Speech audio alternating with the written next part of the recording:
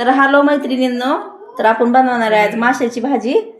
तर माशाच्या भाजीसाठी आपण 3 किलो मासे घेतलेले आहेत आणि त्याच्यासाठी हा मसाला वापरणार आहे आपण. तर सगळं ताजं केलं आपण, छान टेस्ट लागते ह्याची.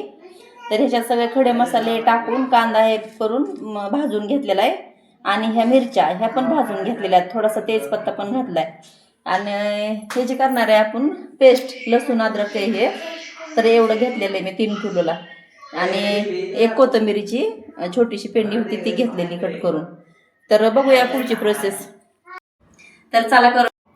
तर हे आता ह्याच्यात आपण मिक्स करून घेणार आहे, माशाला लावून घेणार आहे वाटलेलं वाटण, मग असं दाखवलेलं तुम्हाला. आणि म्हणताना हे मासा कुठला आहे तरी हे चिलापी मासा आहे, खूप खायला टेस्टी लागतो. नसन खाल्ला तर तुम्ही पण ट्राय करा. मिक्स करून घेऊया भरपूर. चला आता हे चांगलं छानपैकी मिक्स करून घेऊया. आता हे मगाशी टाकलेलं आहे आपण काळा मसाला, म्हणजे जो आपण ताजा बनवलेला होता तो. आणि ही आहे अद्रक लसूणची पेस्ट, ही पण टाकून घेऊया आपण याच्यावर आणि त्याला छानपैकी मिक्स करून घेऊया. याच्यात आपण हळद नव्हती घातलेली, तर हळद पण घालून घेऊया आपण.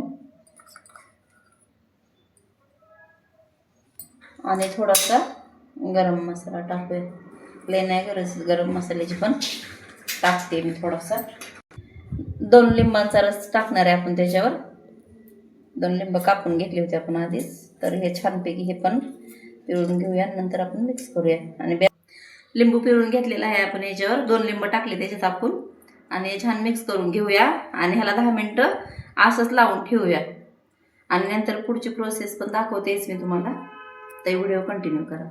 चला, आपण हे मासे मसाले लावून ठेवले होते ना 10 मिनटासाठी, तर ते आपण कसे तळतोय कशा पद्धतीने ते तुम्हाला दाखवते.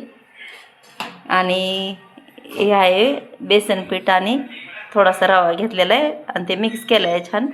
आणि त्याच्यात बुडवून आपण मासे टाकणार आहे.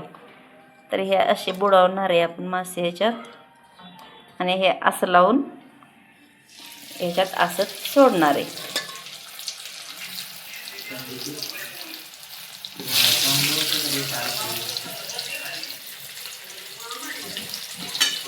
तर बघा छान वाटते आणि तळायला पण खूप छान वाटतात. असे मसाला तेलात असं फैलत नाही, काय नाही. हो का.